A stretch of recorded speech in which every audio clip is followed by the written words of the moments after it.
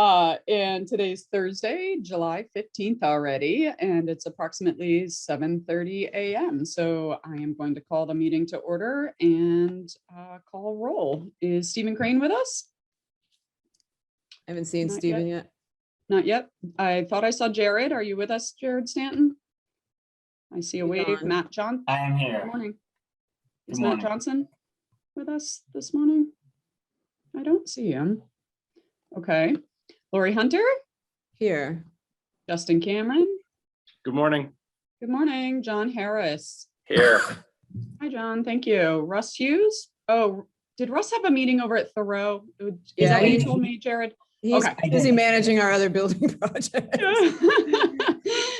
We'll miss him, but certainly understand he is a priority over there to get that project underway. Okay. Peter Fishalis. Present. Hi, Peter. Court Booth.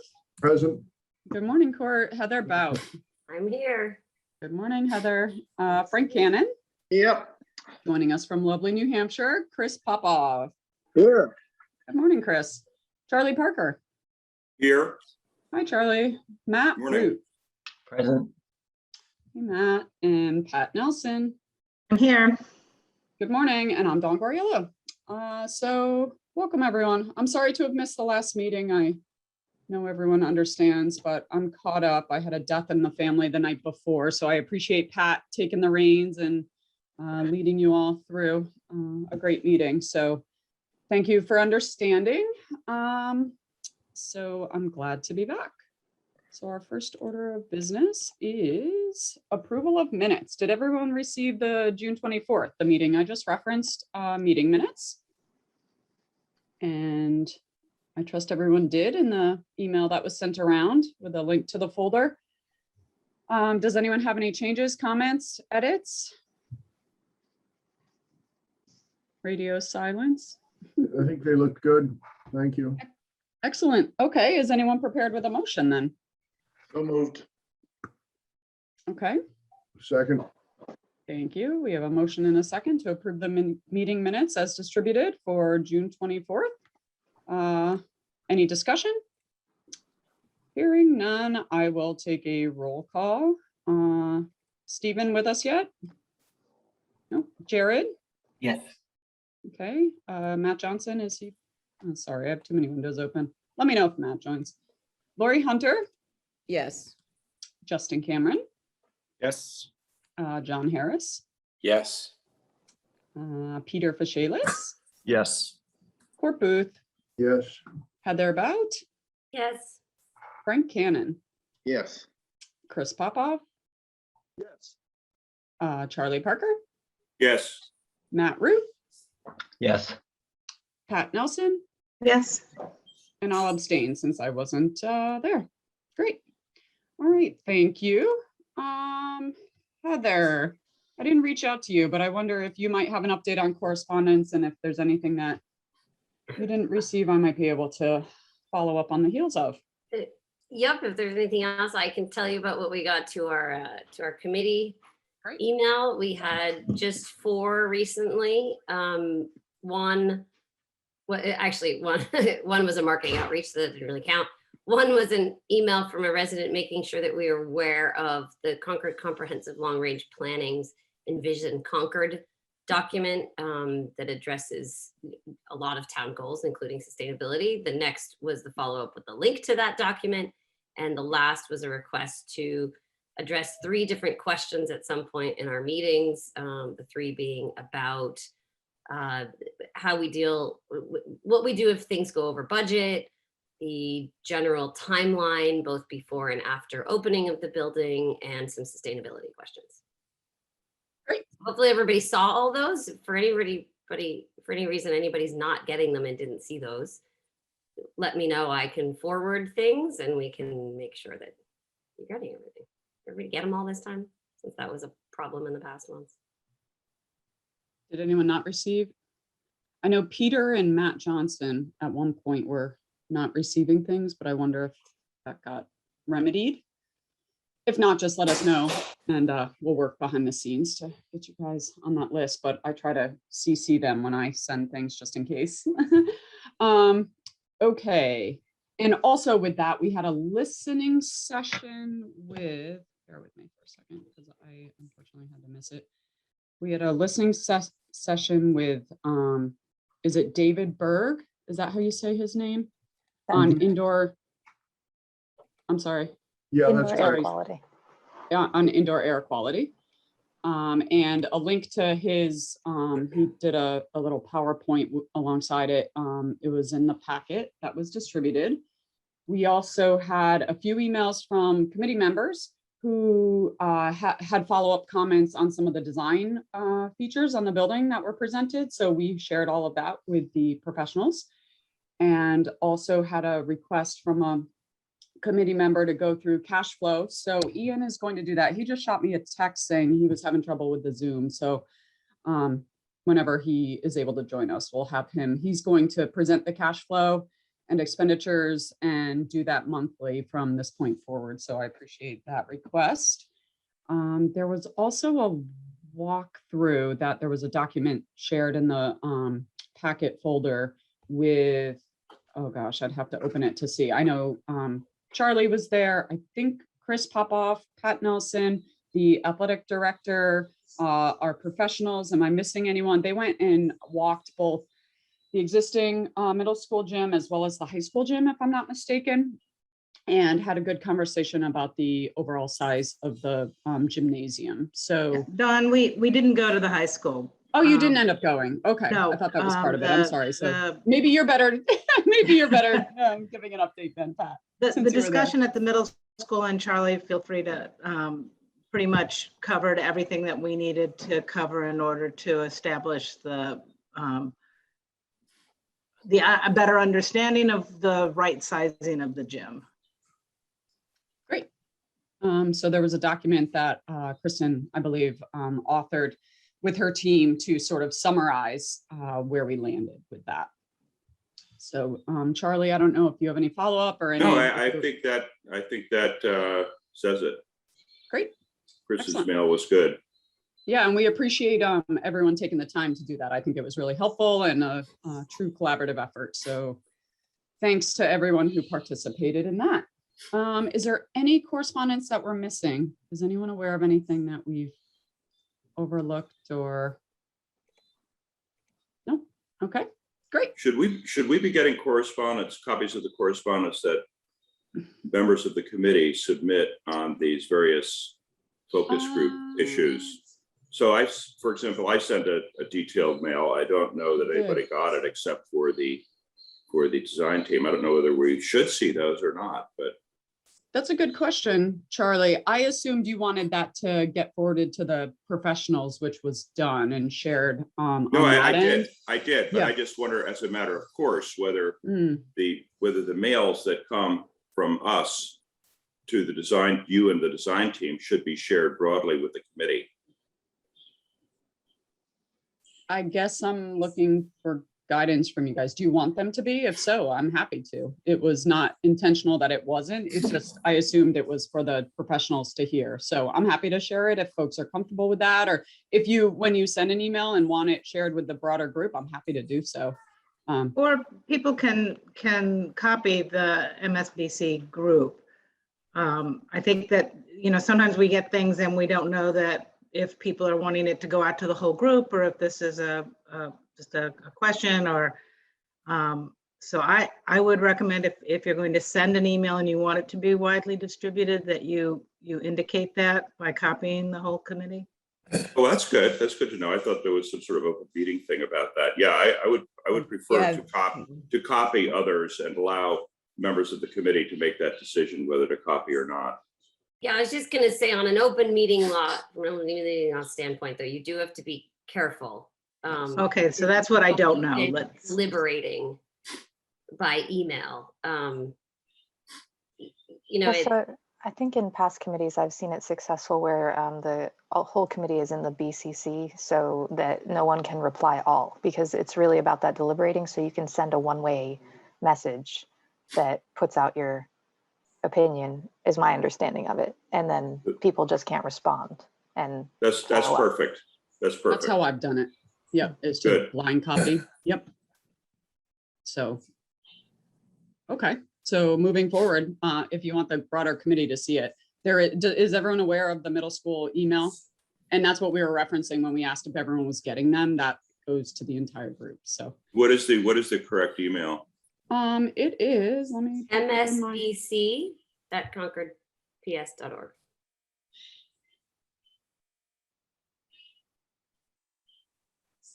Thanks, Heather. Sure. Okay, so I don't see Ian on yet, so I think he's still struggling. So I'm gonna have him do the cash flow later in the meeting. So Yeah, at this sorry point- sorry about that. We're having a couple of issues. Hey, Peter. We should be on in a minute. Okay, yeah, that's no problem. We'll push that piece, but that I intended for it to be part of correspondence since it was a request that came in, but we'll do it at the end of the meeting if everyone's okay Okay, with that. thank you. Sorry about that. Yeah, that's no problem. Okay, so with that, we'll move on to item number 4, schematic design. And I'm going to pass it off to the professionals. Yeah, so just a quick few notes on structure. We're going to have the Ewing Cole and architecture team do the first 2 bullets of presentation, which is continuation of architecture and design. And then our engineering team is also here. And I'm going to quickly run through their names just so that when we kick off with MEP and sustainability, you're aware of who's on. We have Andy Oldeman, our mechanical engineer, Anthony Jimenez, our electrical engineer, Marissa Ramirez, plumbing, and Martin Dion, sustainability. So with that, I will hand it off, and we're going to try and keep what I'd like to do is have the presentation go whole as to the extent possible, and then have questions at the end of the architecture section, and then do MEP and sustainability and questions at the end of that. Great, thank you. Kristen, just one thing, I want to thank the team for getting the presentation to us with plenty of time, in my opinion, to take a look and review it. So I hope and trust that most of you have been able to open that up and go through it. So thank you all for that. And I look forward to your Dawn, can I presentation. just add, we're going to try to do a better job of attaching some of these to the agenda. So the public doesn't have access to any of this. So we're going to have to be sure we Yep. screen share through the whole meeting. Okay, Okay. yep. So that's a work in progress. Thank you, Lori, Yeah. moving that forward. Thank you. Keith, Okay, I guess the floor is yours. Hello. Good morning, and thank you all. It's nice to be with all of you again. Bill, I guess you're going to launch your screen so we can talk about that. As you noted in the agenda, what we really want to do is spend some time on the next iteration of our design. It's really about incorporating some of the comments we received relative to the precedent images we showed the last time we were with you, continuing to reconcile the massing, looking at tightening up the building to become more efficient. There's some discussion about that. And so part of, as we fine tune and refine some of the planning, you'll see that becoming a bit more noticeable. The other thing, we want to say that there's not major plan refinements. There's a bit of ongoing refinement that we need to do with Lori and Justin and their team. Operable partitions, actual location of sped classrooms, things like that. We think another major element is really fine tuning the team commons. We are going to spend just a little bit of time on that today because we have heard some questions and feedbacks in the context of this committee as to what is that, how is it used. So we're going to kind of introduce that, spend a little bit of time on it, but I do want to say that, you know, really fine scale development of that is dependent upon our engagement with Lori and Justin, but we'll show what we have and kind of some of the possibilities as we move forward. Bill, can you share your screen here?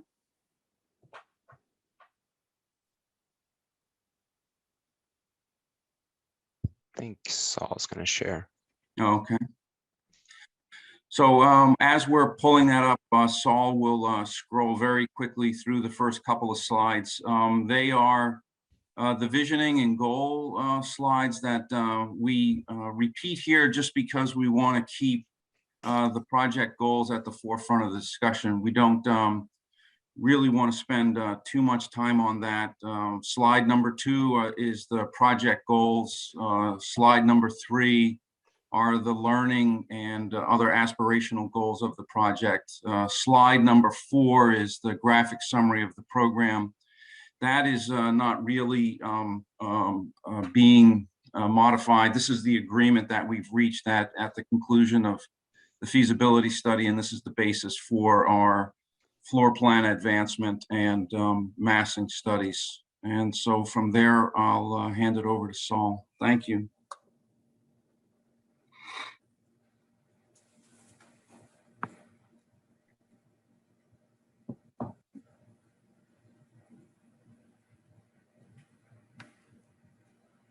Saul, you're on mute.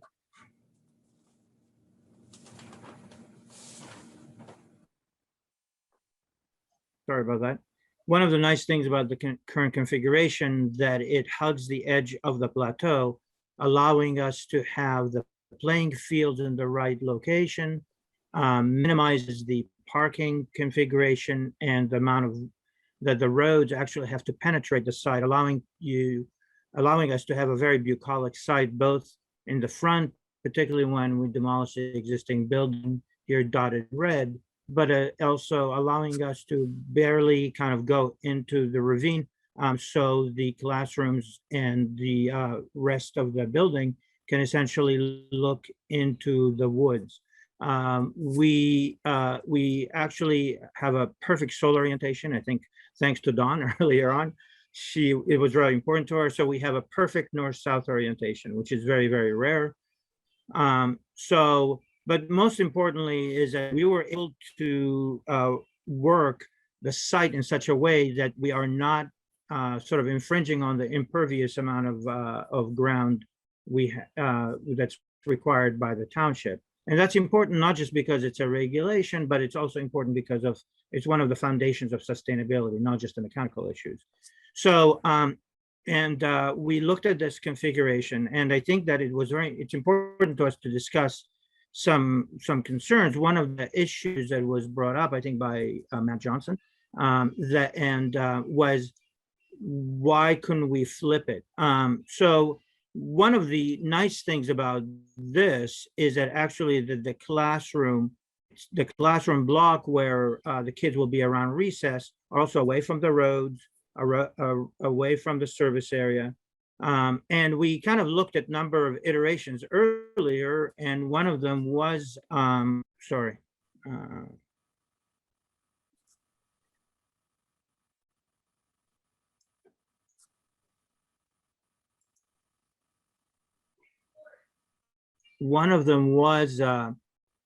to essentially reverse the building.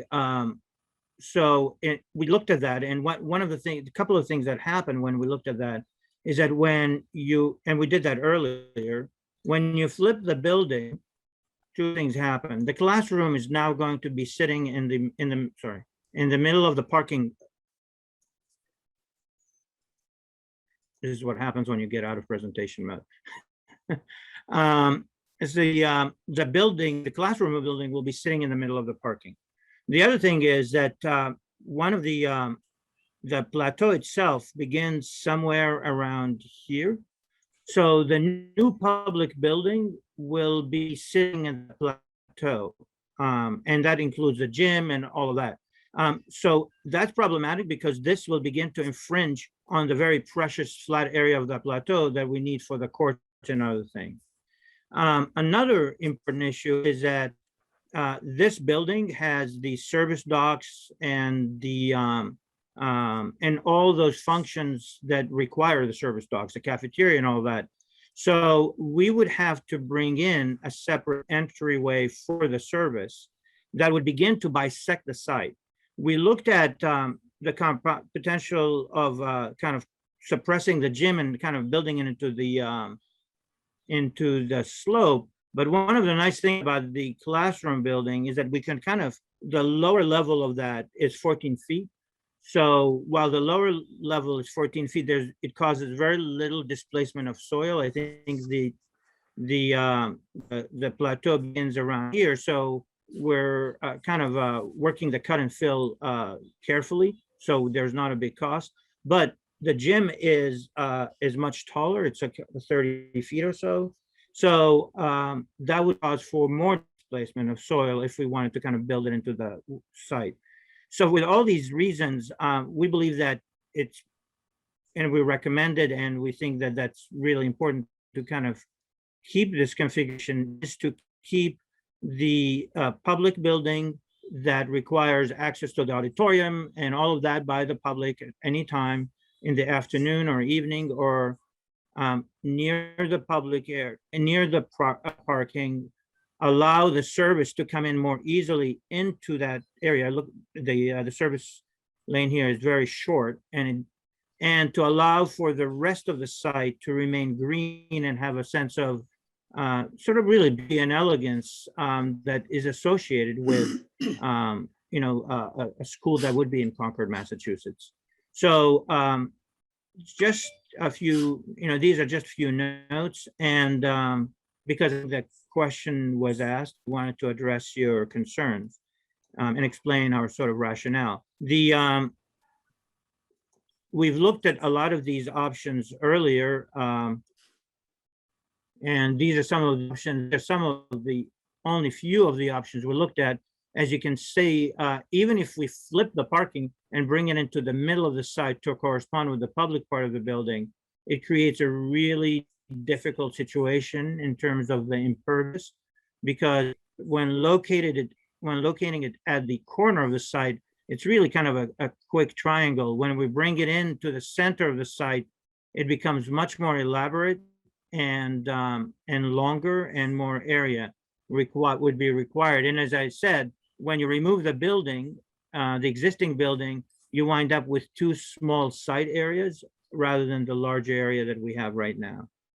So these are some of the reasons we went through, and we found that the current configuration is really what we would recommend.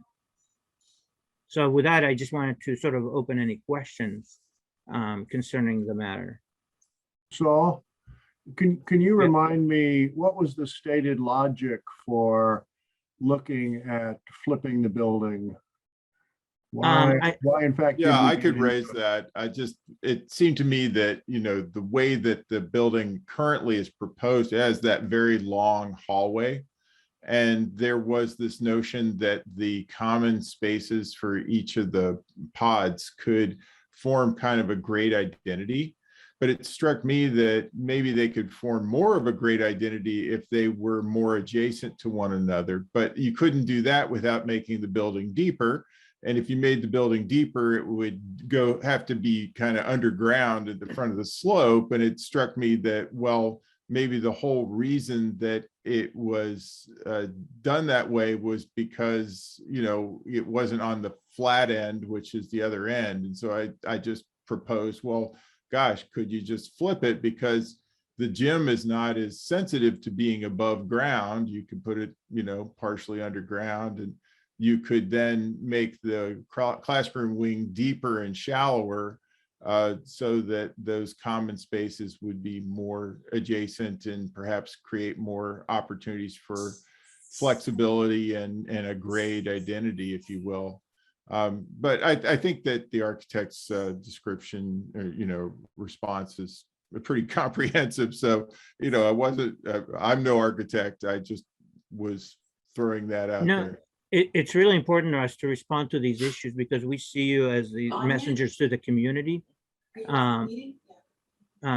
Messengers to the community, and we want to make sure that the logic of the project is sort of very transparent, and that you guys can feel comfortable talking about it. So we want to address any of the issues that come up.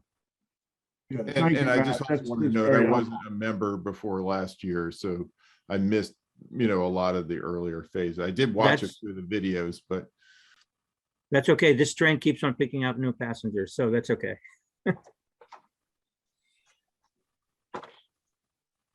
So next we'll be discussing some of the configuration. Bill. Oops.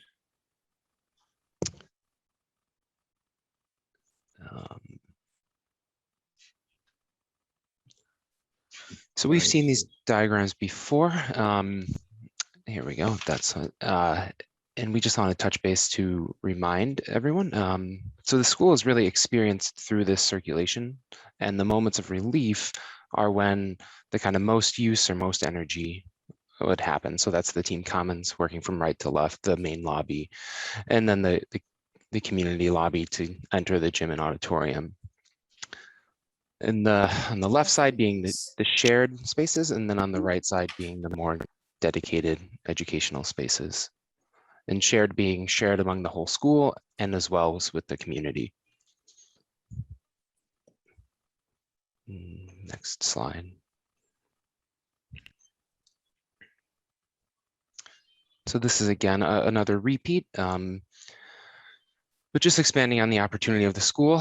You can see that the gym, the cafeteria, and the media center are all collected together on the left side of the diagram. And that creates the ability of the grade of 3 teams to kind of assemble on the right and be an element that is identifiable. And so then each grade stacks up 3 times, and art and world language on the upper level.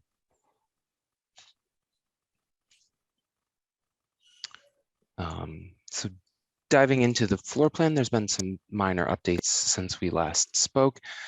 We continue to advance with the feedback from the programming meetings with the education staff, as well as integrating the systems and infrastructure that build the school. And we'll begin to touch on that later. Big picture changes are working out some of the mechanical spaces, the kind of gray in the bottom left corner, and then tuning the teacher workrooms, some specialist offices. And this continues to evolve with the massing and the overall design, and then keeping in mind just complexity and cost while doing that as well. You can go to the next floor. If there's specific questions, we can address those, but this is by and large very similar to what we've already seen. You want questions? Sure. If there's something specific about the layout of the plan. Well, I have a new one. I mean, just looking at the top level view of the classroom wing, there's a slot in the lower southern side between the two areas, left and right. I'm wondering, is that slot necessary, and what would happen from a architectural perspective and from a cost perspective if you simply move that section of the building, collapse that section of building across that slot? So, Bill, I can answer that. So that's one of the things we're considering. So just quickly to go to the narrative of the project. If we go to the previous image, what's interesting about the project is that it's really kind of it's kind of an interesting path that connects a series of these public programs, whether it's a lobby, the commons, the shared little commons, and the area, let's say, in front of the gym and the cafeteria, right? So, however, even though there are these sort of punctuation marks for the public space and an enlargement of that sort of path, we have only really 3 locations where daylight comes into that corridor. It's here, here, and here. So while we're considering eliminating that because of efficiency, we did think that it's important that the entire length of the building here, it's approximately 250 or 300 feet. We thought it would be kind of nice to actually have daylight. So introduced a shared classroom, and the thought was that you'd have glass on this side and glass on the inside, and allowing you to bring daylight in a sort of modest way into this configuration. But we can consolidate that and essentially move this shared space somewhere else in the configuration. We will not probably will not save square footage. We might save exterior envelope, but I have to say that I do think that daylight would be quite helpful in terms of that length of that pathway or core. And that's why we thought about introducing it, but it's one of the elements that we're kind of considering consolidating for the purpose By the of way, the exterior. I think it's attractive. So, just so you know that, it's a nice feature, but I just thought I'd ask. That was, No. maybe somebody else has some comments on that slot and the importance of it and, the opportunity we might have here for some consolidation. Maybe for the sake of time, if you want to send those comments along, I know we have a lot to go through. Okay, so I have a second question that I asked in my mail, and it has to do with the cafeteria. The cafeteria, I think, grew in size as some of those changes were made. And I'm wondering if there's, I don't think we've really had any sort of presentation of what happened with the cafeteria and why that made sense and why it continues to make sense from a sizing point of view, and whether there's some possible efficiencies to be had with that. So the cafeteria is sized to seat one grade, plus some staff, so approximately 280 people. And it has not changed in size, so it will match the space template. I don't think it has. Well, I thought you slid something over and consolidated some indirect space. No, it's more the refinement of the making sure we have all the mechanical spaces and loading and trash is all rehearsed. Okay, so last, just a quick one.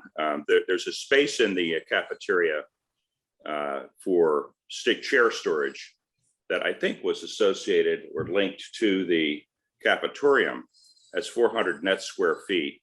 And we also have storage for chairs in the auditorium, which we didn't have at the time that design of the chair storage for cafeteria was put forth. So I'm wondering whether that's another opportunity or something else, a detail to be thought about. 400 square feet is not insignificant. We can So Charlie, I would say that these are all these are good questions to put forward. We have a series of meetings scheduled with you on this 3-week interim. Our plan is to work through interior development simultaneously with the exterior massing. Today we're going to be looking at one of the primary elements of the interior, which is the commons. In future meetings, we do expect that we will get to the cafeteria, the auditorium, the gym, and so we can address each of those concerns as we attack those areas that you're talking about in subsequent meetings. Okay, I just put mine forward. That's all I have. But I mean, that's, thank you. Yeah. 400 feet is a lot of square footage, and particularly if it's not being used correctly. So we would look at that.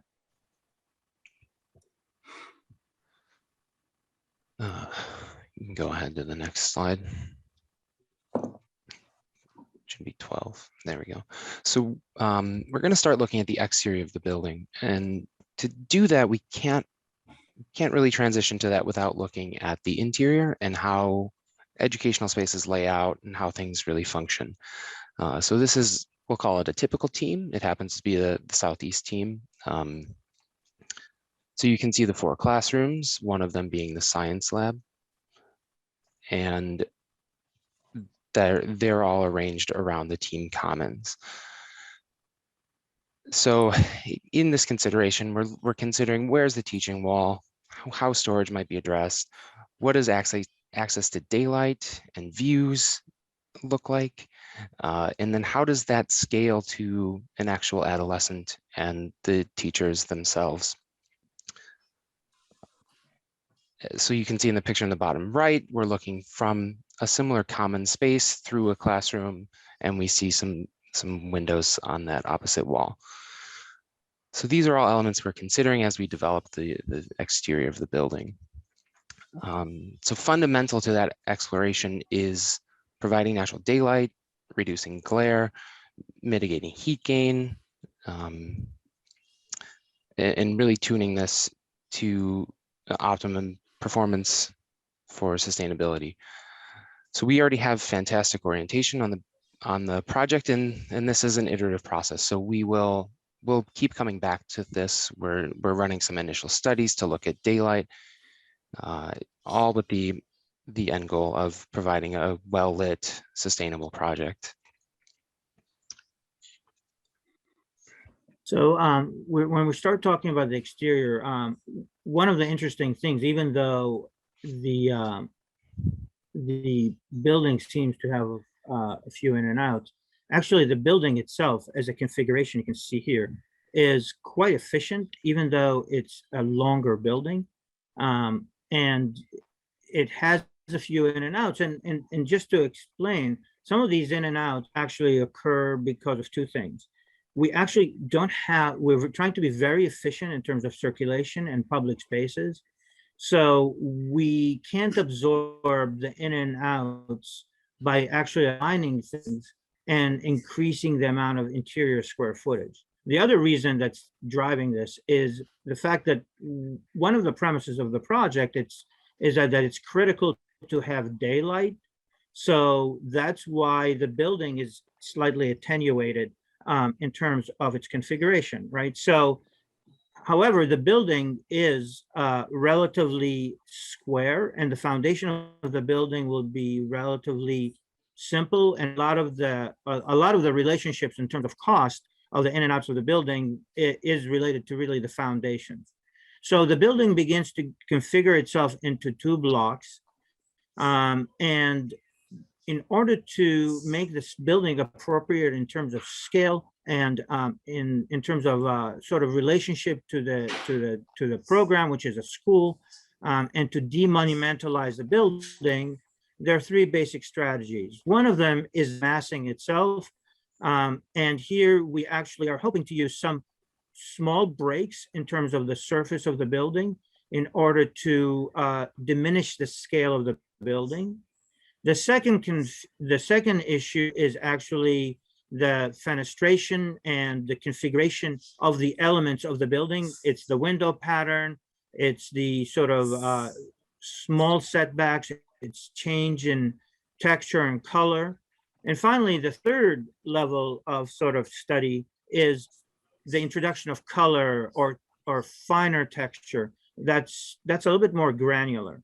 So in terms of the configuration of the building, the front of the building is divided to as we all talked about, the public building and the classroom building, the shared spaces and the classroom spaces. And the shared classrooms, we are fortunate in the configuration. The shared building, the fortunate part of it is that we're able to put the taller spaces, the auditorium and the gym, further in, so the front of the building is more scaled down and appropriate to the sort of the program, which is school with adolescent children. The classroom building, one of the nice things about it, that it's also sunken, so the first floor is below the plateau surface, so the scale of the building is again lower, right? So the monumentality of the building and the appropriateness of the building is really built into the configuration. Also, the entry and the public space, the lobby, as well as the ravine that cuts through the building, begins to sort of divide the building into two pieces. So visually, even though it's linear, is not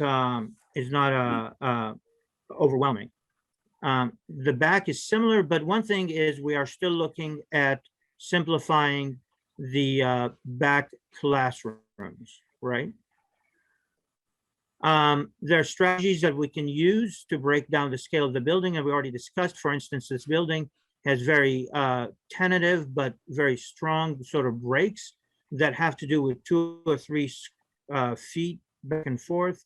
Again, another building that does that with very minimal sort of facade intervention, and finally, a more aggressive intervention of back and forth. And this, we included this image because it's reminiscent of our lobby and over the sort of the bridge. We also looked at the sort of building vocabulary of the traditional buildings in Concord. And what was really nice about them is that There's a lot of horizontal striation and texture in some of the buildings. This is kind of a beautiful building where you can see that different levels are actually represented in different color brick and masonry. And we informed some of the design. The first set of options, and we're not asking you to sort of make a decision here. We're just kind of opening the window so you see our process. We will come up with some sort of choices for the next time, but this is just as a view of our thoughts. The first scheme begins to kind of focus on a cornice and a base. You know, you can see here a strategy of a base building, separating it, and again, another base. This is a different strategy for a base, and these are cornice buildings. So we took one fragment of the building, which is the back of the classrooms, and started looking at how these windows would begin to sort of break the rhythm, and how the introduction of a base or a cornice by a change of color, which is very simple, begins to sort of scale down the building. And again, even though the windows right now look uneven, we're committed that each classroom would have the same amount of daylight, even though not necessarily with the same configuration, to create a more active pattern. Another scheme, and here we're just getting a little bit poetic and sort of, I would say, I don't know if it's an alliteration or I don't know if it's a metaphor or a simile, the idea of the mist on the trees.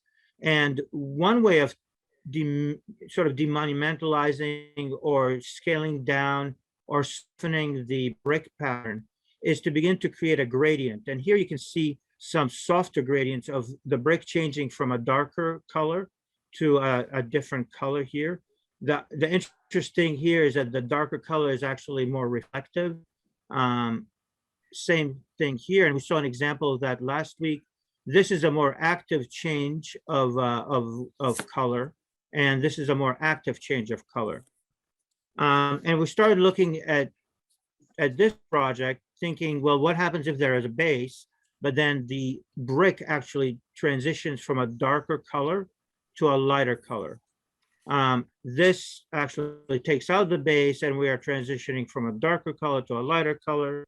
Again, these are just sort of possibilities we're exploring right now. Another one is to begin to kind of use as almost a musical score on the building by creating a sort of a slightly irregular rhythm. And there are a couple of variations on that. Here, the vertical pieces are actually textured brick versus flat brick. And you can see here how we're trying to interface the texture brick with the window rhythm. This actually is a more modest intervention of the same sort, where we're actually taking the areas between the windows and introducing texture, not unlike this condition, right?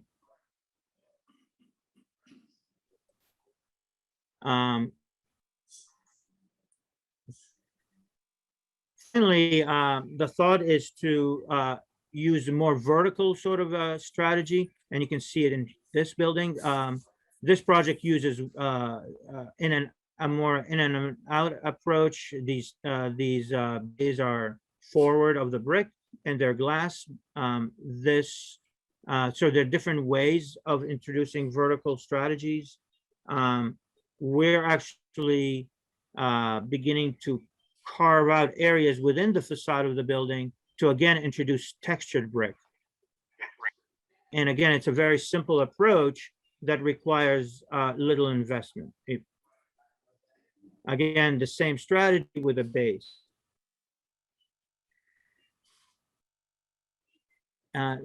Just pause for a second. I know we're kind of running out of time. This is, again, just a window into our thinking, and we would welcome any comments either now or towards the end of the presentation.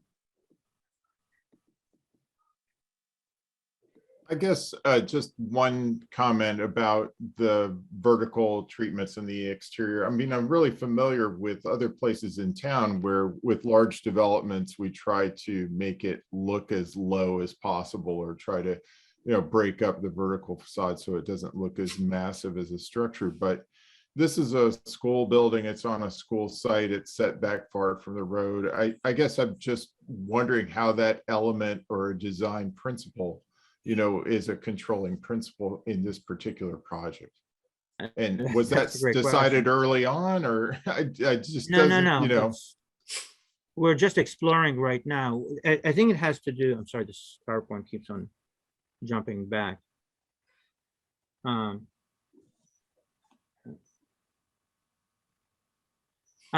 One of the issues is because the building is so long, well, the building is long because of the northern orientation and a whole bunch of issues that we've already discussed.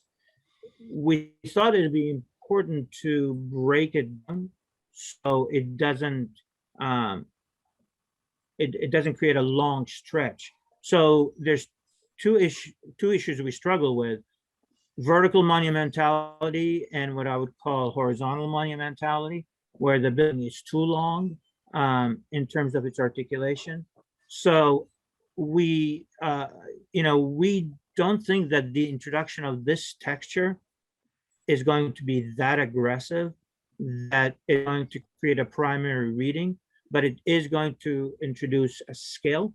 But again, this is only one of the strategies we're looking at. As you can see, we had other strategies.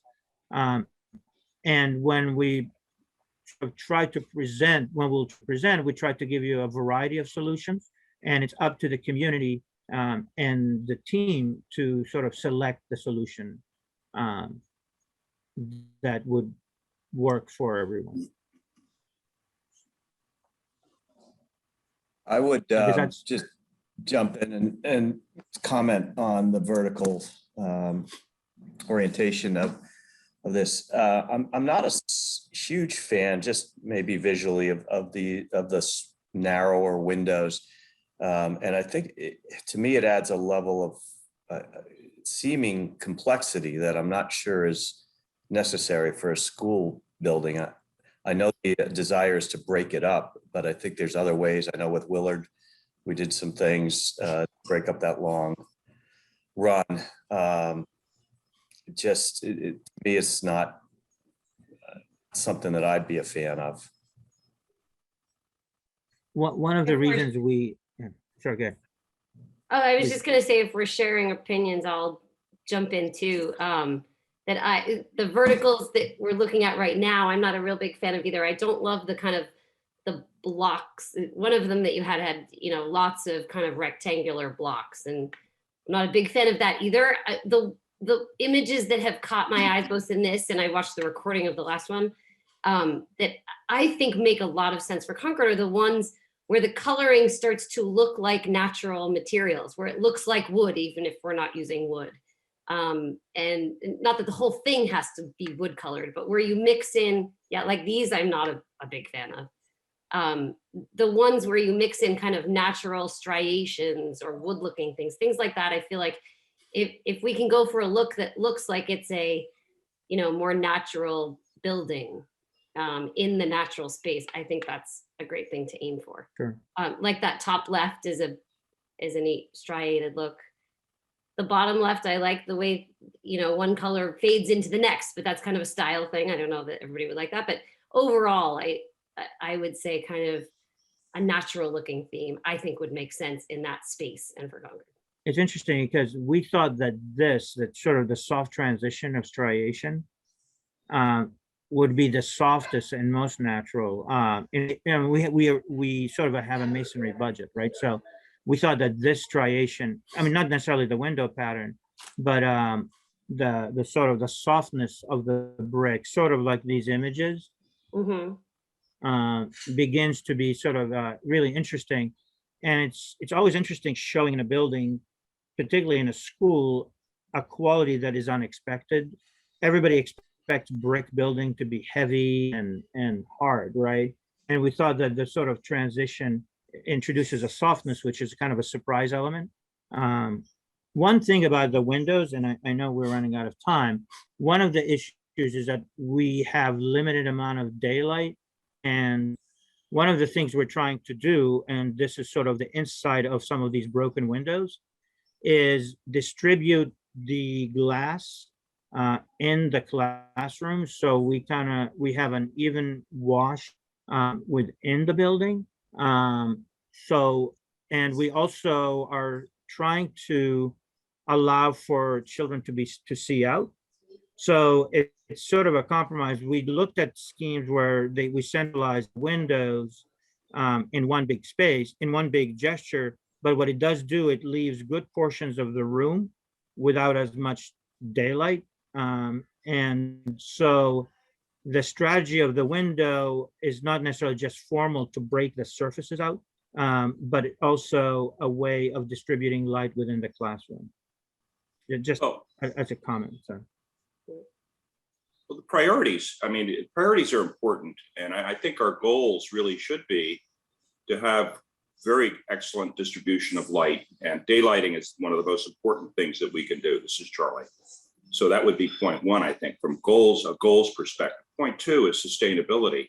I think that's number two. I think number three is the visual effect of the building. And I would put, quite frankly, I would put more emphasis on the daylighting and on the sustainability, and a little bit less on the visual effect, because just the nature of the goals. I think the last also has to do with cost. So that's the way I would want to look at it.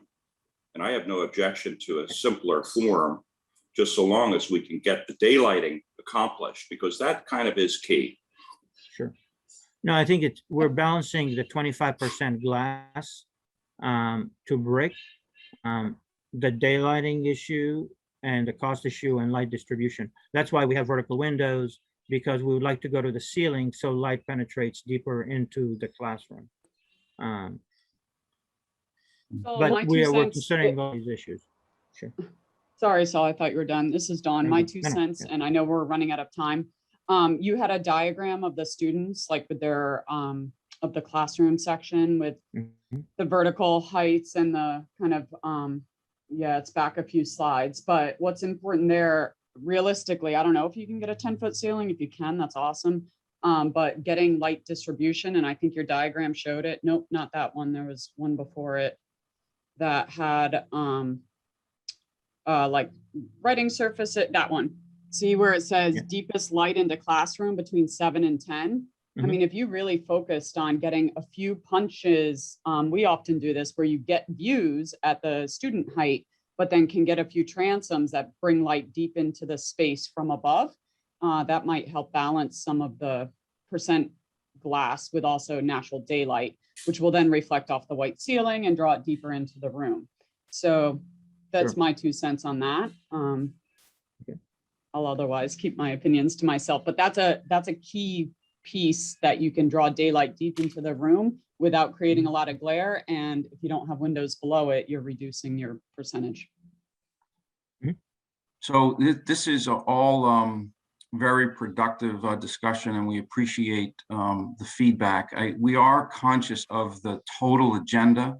We do want to just introduce a brief discussion of the commons. So if I might propose, Bill, if we have maybe 3 or 4 minutes left, if you could just kind of run through just some of the initial discussion of the commons. This is more kind of information sharing piece, and introduce people of the notion of the commons.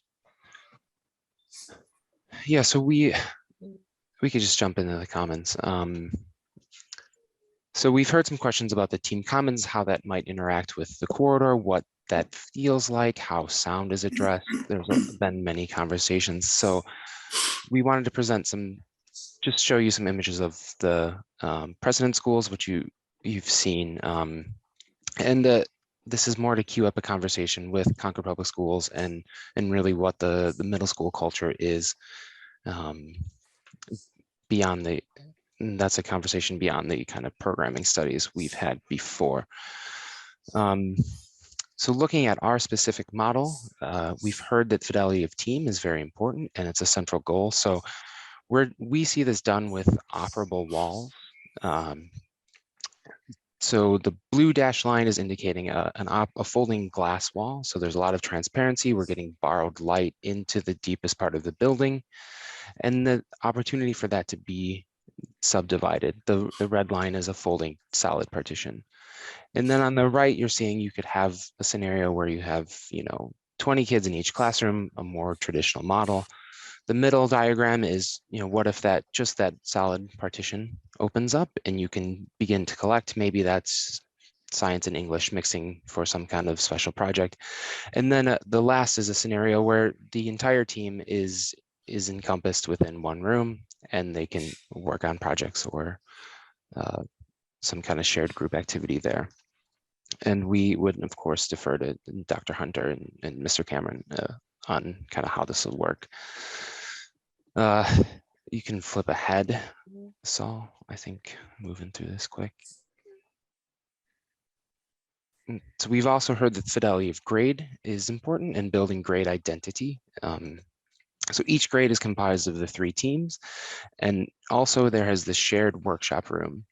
And the way it's configured now is that these 3 teams all feed onto the corridor, and that the workroom is central to that as well. So, and additionally on that team are special ed rooms, dedicated vocation rooms to really build an inclusive environment that creates that grade identity.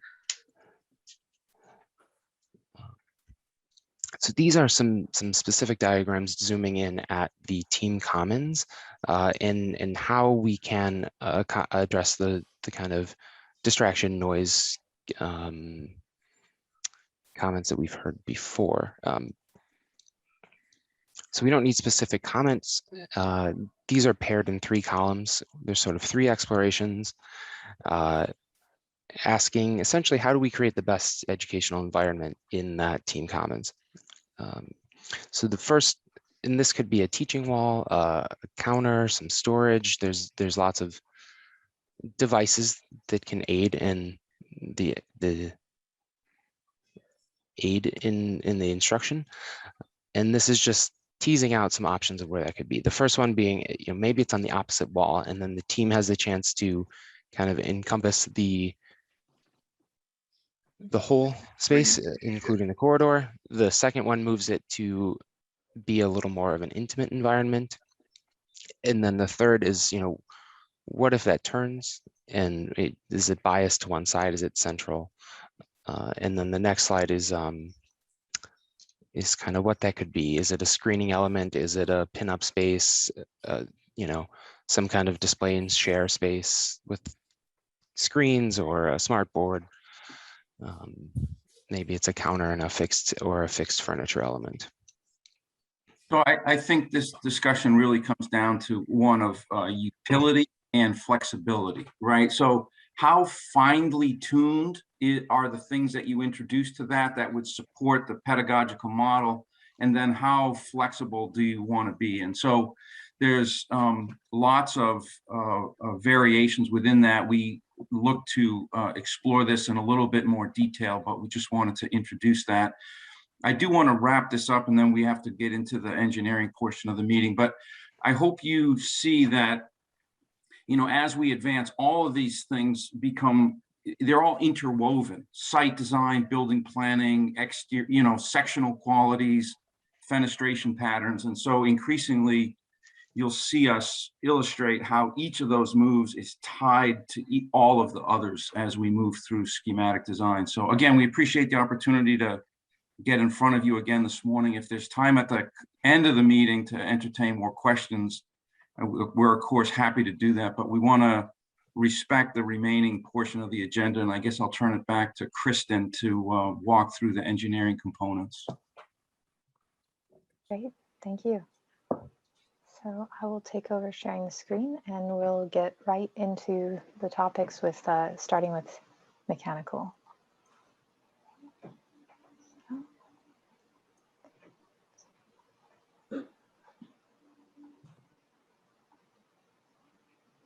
All right.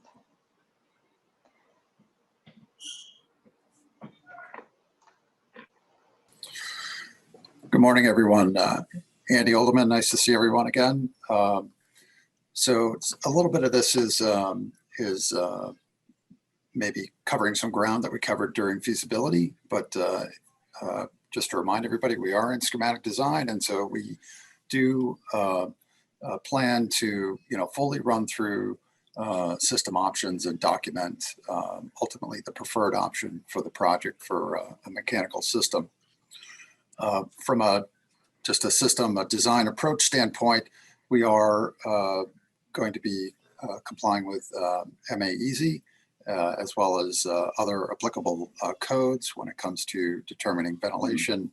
The plan is to use demand control ventilation to modulate the amount of ventilation that we're providing to, for example, classrooms or other program spaces as an energy saving measure, and also to ensure that we're providing enough ventilation to different occupied spaces while they're being used. There is room in the design as we go through DD and CD to incorporate any COVID measures that the committee would like to entertain, such as increased air filtration efficiency, or using things such as UVC or bipolar ionization in the air handling units to as a way of mitigating potential virus loads that could happen inside spaces.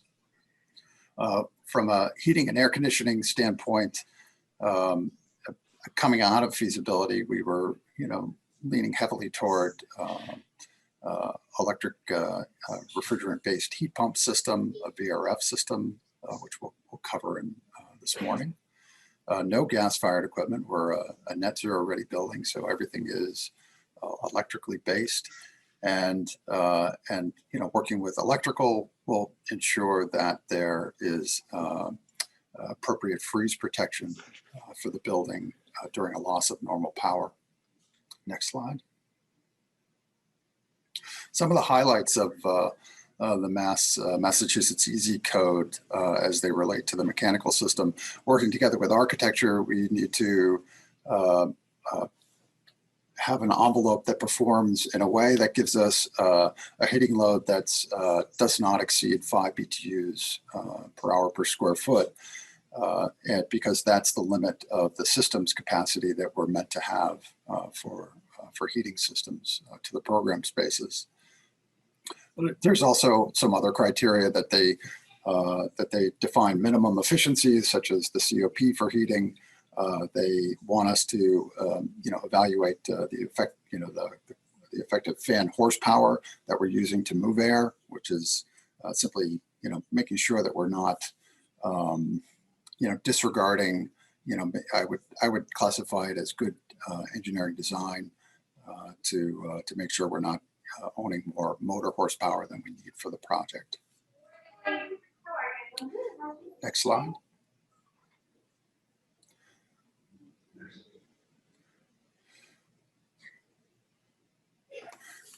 Can you come and sit at a So this table and is have breakfast? so this is these are the systems that we Just go on a really corner. did look at in some depth during feasibility, and we will again look at them during schematic design. The first one, air source VRF plus DOAS, that is our presumed sort of leader in the clubhouse for for the system that we'll use for the project. But we all, as I said, we'll look again at ground source as an option, both in terms of ground source supported VRF or ground source as a source for generating hot water and chilled water to fan coils in the project. Next slide. So for the ventilation, we're planning to mechanically ventilate the building using dedicated outdoor air systems. These are energy recovery units that are bringing in, their sole purpose is to bring in and filter and condition ventilation air while simultaneously recovering whatever energy we can from the exhaust air in the building. As I mentioned, we'll use demand control ventilation, monitoring CO2 in occupied spaces to control that ventilation rate. I've included the, one of the images, sort of the stacking images for the building on the slide, just to illustrate that our preferred approach these days is to try to use a centralized ventilation approach, so that, we might, if this building was in a, square configuration, we might have two DOAS units that are manifolded together and provide comprehensive distribution to the facility, because the notion is that the auditorium and the gymnasium are not fully occupied to their maximum occupancy, while the classrooms are always occupied. So there's an opportunity for saving on the overall ventilation that's being provided to the building, not only in practice and how that operates, but in terms of how much ventilation capacity we're buying for the building. We'll have to respond to the architecture of the building, given its kind of linear fashion. So we'll have DOAS systems for the classroom wings, and then we'll have DOAS systems and some dedicated air handling units for the larger spaces over in the public side of the building. Next slide.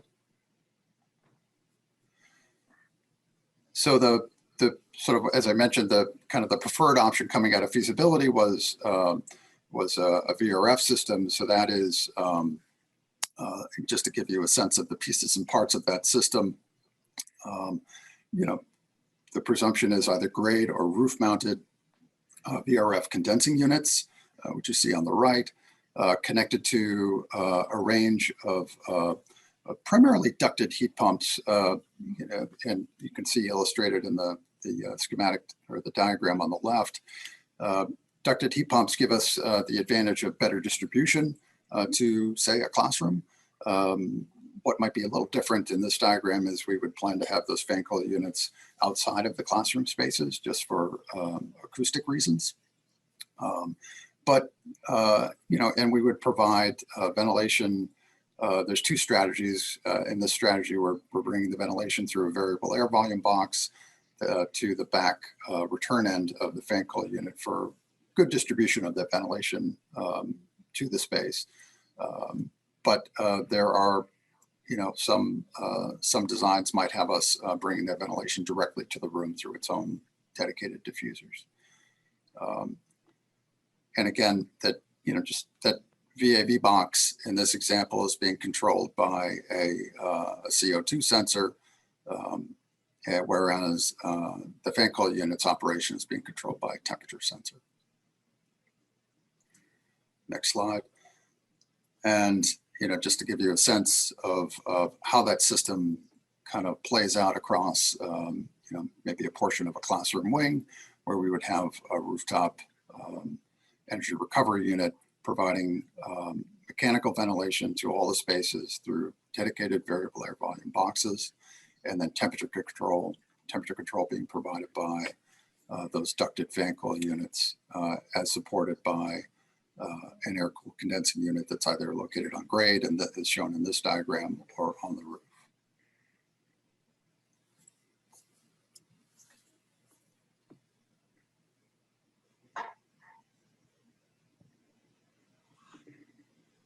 Moving along to Marissa.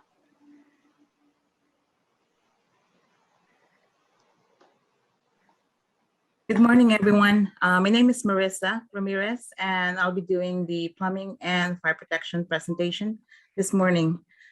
So let me start with the plumbing systems.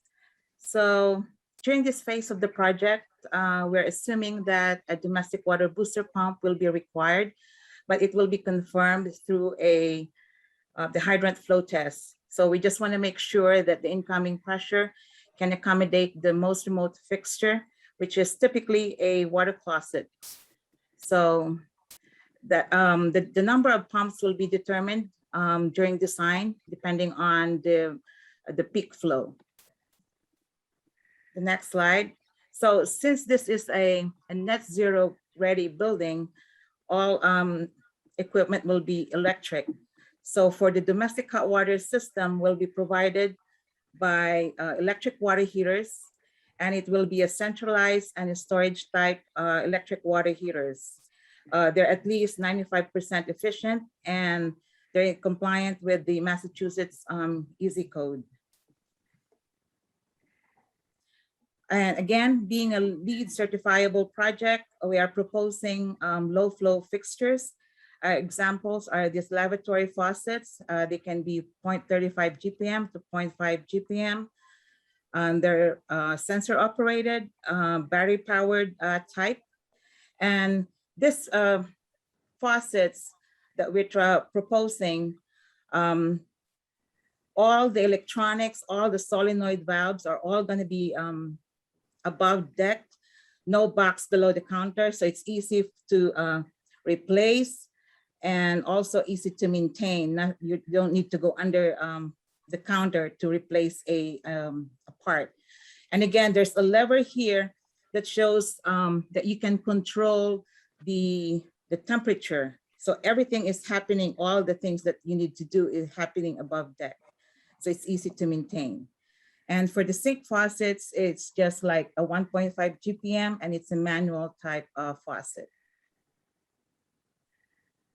And again, to go with the low flow fixtures, we're proposing low flow flush valves for water closets and urinals. And again, these are all battery powered regenerating type flush valves. And one of them has a battery life of, especially the flush valve for the water closet, it has a battery life of 10 years. And for the urinal, it has a battery life of 4 years. And I know that this is not part of the slides, but I just want to mention 2 items for plumbing. And this is for the kitchen waste system. So for the kitchen waste system, interior grease traps and also exterior grease traps will be provided. And for the interior grease traps, it will be recessed in the floor, and for maintenance purposes, it's going to be installed in a pit. And also another item that I'm going to just mention is about the acid neutralization system. Depending on the chemicals that are going to be used in the science labs, and also if students will be using oil-based paints in the art rooms, pH neutralization system will be required. But then again, we need to review all the chemicals and the paints that are going to be used in the school. And then we'll move on to the fire protection system. The fire protection service will include a double check valve assembly. And again, at this stage of the project, we're assuming that a fire pump will be required, and it's going to be confirmed through the hydrant flow test. And all the sprinkler zones and will be in the fire service room as well. It's either going to be a wet sprinkler system or a dry sprinkler system.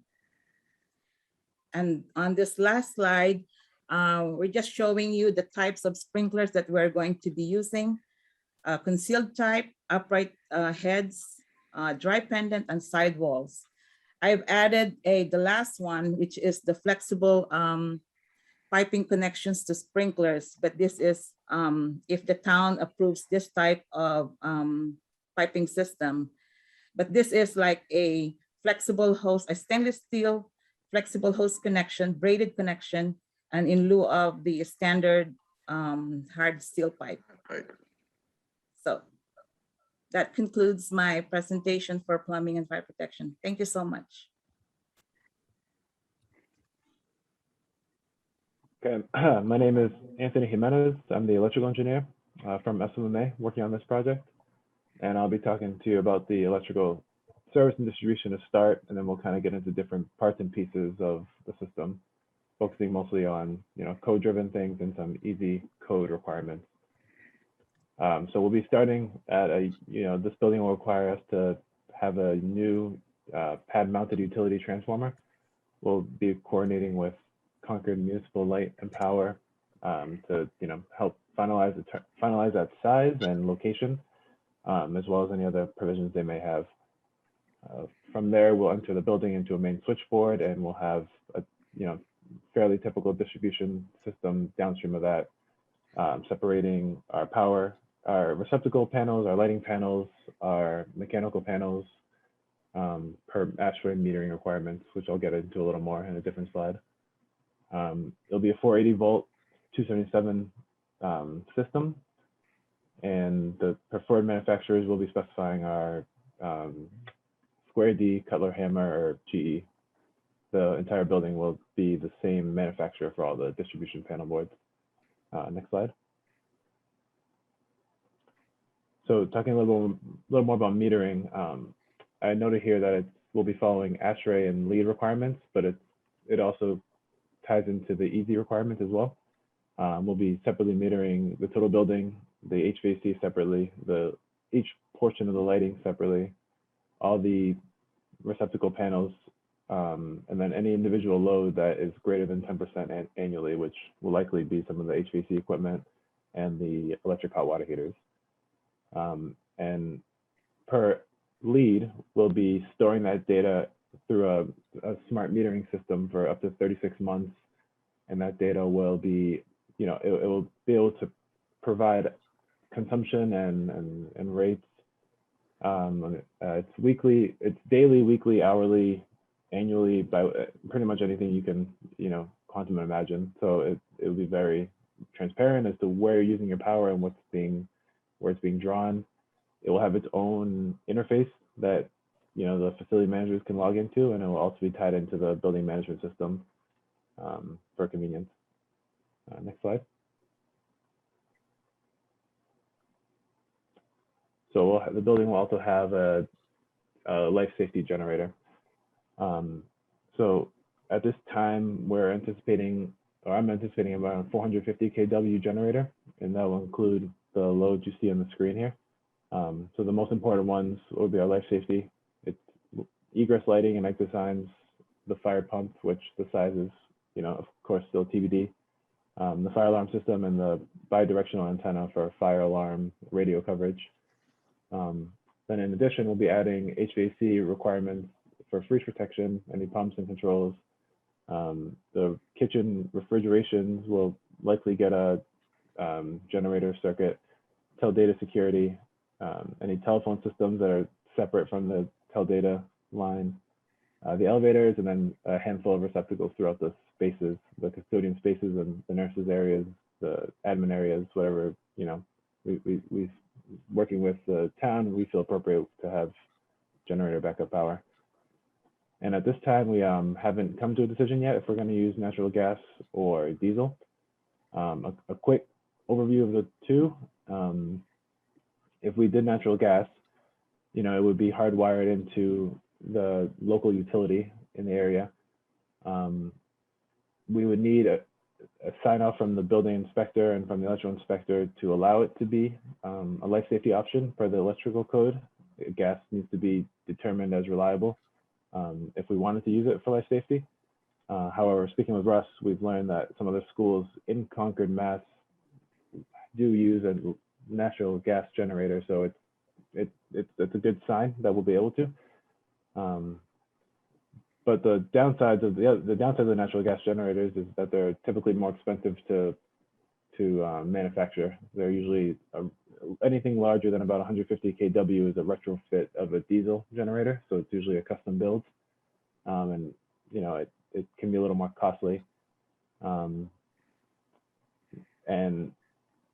technically, the natural gas would, if you're looking at just at emissions produced, the natural gas generator would be the more clean source. But diesel is a more efficient source as well. So there's a lot of different tiebacks, and ultimately the driving factor will be if we're even allowed to per code. But we'll want to hear your guys' opinions, and we'll make a decision that makes sense for the site. Next slide, please. So lighting control, we will be complying with the IECC 2018 C406 section of advanced sustainability goals or something like that, which essentially means we'll be controlling every light fixture individually through a addressable system. So this gives us a lot of benefits. It allows for task tuning in classrooms, that each space can be pre-programmed and set to a specific specific needs and very easily changed. It allows for all the standard daylight sensors, occupancy sensors, and time clocks throughout the space. And then one easy code requirement would be that our building has a demand response feature. And this would make that integrating that pretty straightforward, which would allow during peak utility hours, if the electrical demand is very high in the city, utility can come in and ask for your permission, but run a pre-programmed script that would and let's say for an example, dim all the lights down to 70% instead of 100% to help reduce the demand of your building. That's a high level example. There would be a lot of coordination that goes into what we would actually shed during that demand response time, but it's something that we'll be looking to design for this project. And we'll likely go with a hybrid of wired and wireless for this building in terms of lighting control. The wireless allows for this addressable system to be a little more cost effective, but some areas some inaccessible areas like the auditorium and cafeteria might make more sense to go with wired systems, just for the sake that it's not super easy to get up there and do any maintenance if required. Next slide, please. So we've kind of been talking a little bit about this as we went, but we will be following IACC 2018 with Massachusetts amendments. One particular goal we have in mind is an overall lighting power density of 0.65 for the building, which is, 0.72 is per ASHRAE. And we typically try to design about 10% better than that for Massachusetts stretch code. So that will be our sustainability goal for lighting.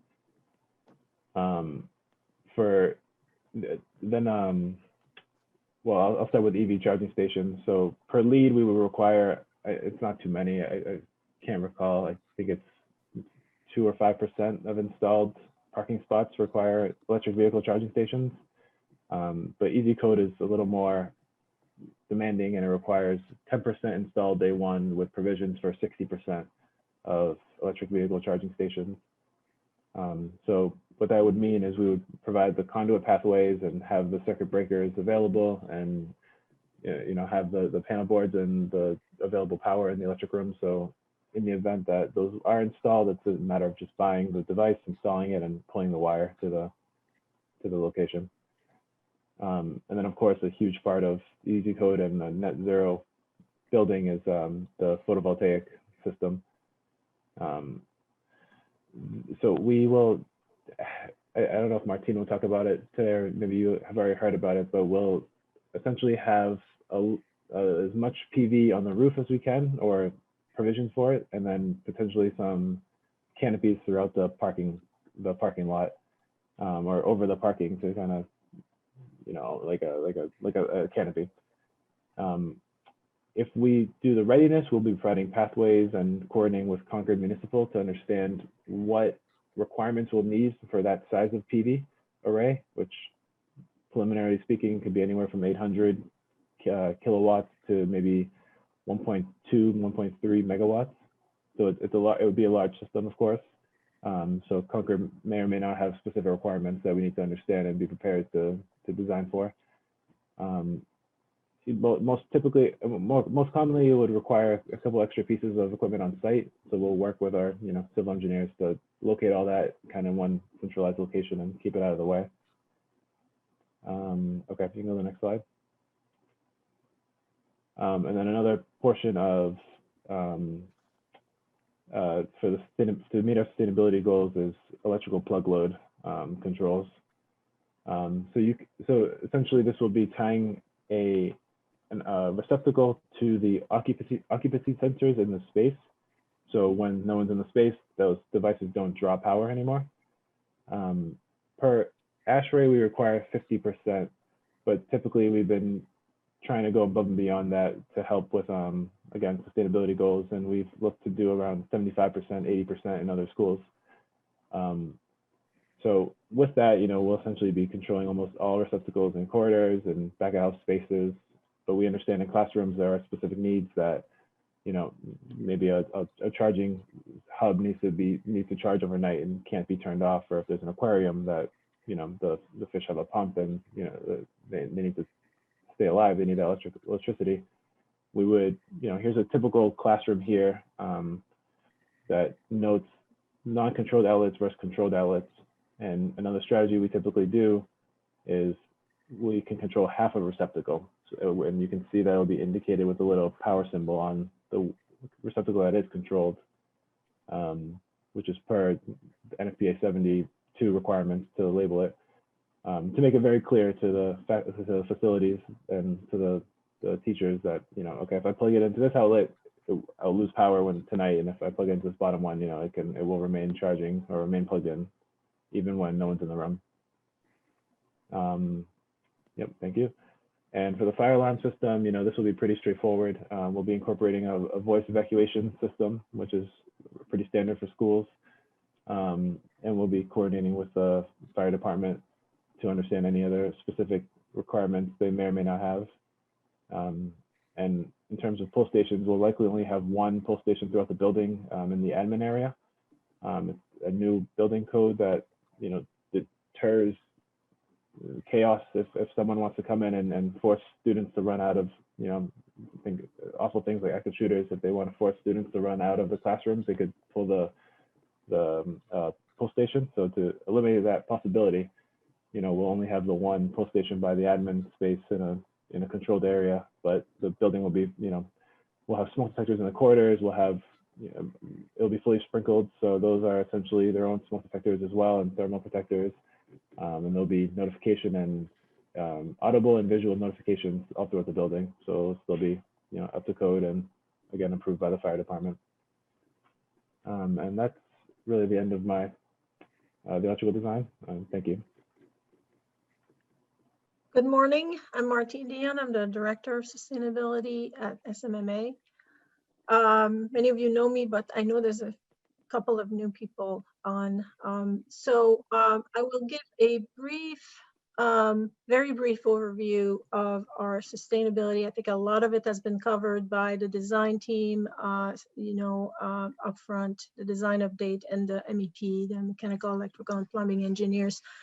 So we have a very early schematic design energy analysis that's showing our progress towards our goal of 25 EUI kBTU per square foot per year. We're currently at 28, still fine-tuning sort of the end uses, the different energy use, which we call end use, lighting, space heating. We're looking at the different program spaces and looking at their schedule. So we're doing some fine tuning there. And I think through schematic design, there'll be more fine tuning on the lighting. Anthony mentioned the sort of the stretch code benchmark at 0.65, but really our goal is going to be 0.5 and a little below. We've achieved it on other schools. So that's going to be ongoing, and it will be integrated as part of the life cycle cost analysis of the 3 HVAC system that Andy mentioned earlier on. Next slide. The one thing I want to bring up also on the EUI is there was an earlier discussion about daylight, and I think it's really important to balance, the access to daylight, and it's doable. And I do think that those setbacks that were brought up are important, and they're not significant enough to have a real impact on the EUI at this time. So I just wanted to clarify on that. And I do think that the visuals and the daylight are all achievable together with that low EUI. Next slide. So you've heard the Massachusetts Easy Code is being well integrated as part of our building systems design, we're going to address the enclosure as part of it. They require IECC 2021, so that we're going to do an analysis through schematic design. The one thing I wanted to bring up is the requirement of the electric vehicle charging, which I think we're going to have some conversation and coordinate with the town. At this time, we're planning for 10% of the parking to have installed EV systems. Then they ask for 60% readiness, which does have an impact on electrical. So we will, engage a discussion and come back with what does that mean in terms of electrical sizing. The one other thing I want to bring up about the 10% is it does impact the site EUI. So we're looking for the building to have a 25 EUI, 25 kBTU per square foot. Each of those EV stations will add 0.5 to 1 EUI to the building EUI. So how we're going to meter to keep those, to keep those transparent, I think we need to have a little bit of a, ongoing discussion in schematic design. And we already talked about the demand response capable, which will be important because it does help what we call peak shaving, and it will definitely help reducing the carbon emission, the overall carbon emission of the building with controlling the peak demand. Next. And of course, the project's meant to be LEED certifiable, so that is continually being tracked throughout the design, throughout this design phase.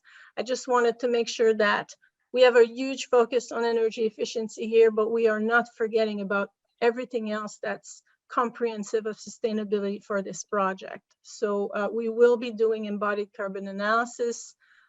We are looking to make sure that there's environmental literacy integrated with the project. So we have a really comprehensive set of signage that we're planned to include.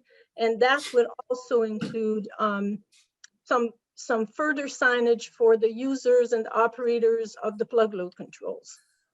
So I'll leave it at that, Kristen, I think, because we're tight in time. Great. So we have about 10 minutes to cover any questions on the MEP and sustainability. And of course, as always, definitely keep questions coming outside of the meeting format, because we will, similar with architecture, be addressing any follow-up in continued meetings on MEP and sustainability. So we'll take 10 minutes for questions, and then we'll hand it over to new business and public comment. So I see Chris. Do any of the design professionals anticipate needing variances from building, electrical, plumbing, or fire codes? Doesn't sound like that's in the mix, but worth keeping in mind. The one from the generator, if we go with a gas, we would need, maybe not necessarily a variance, but we would need approval from the AHJ in the town. And nothing in the, sorry. Oh, sorry, Andy, go ahead. I was going to say nothing in the mechanical system really, rises to that. Nothing also on the plumbing side. And then on architecture, I think we're just reviewing if we need something for height, building height, I believe.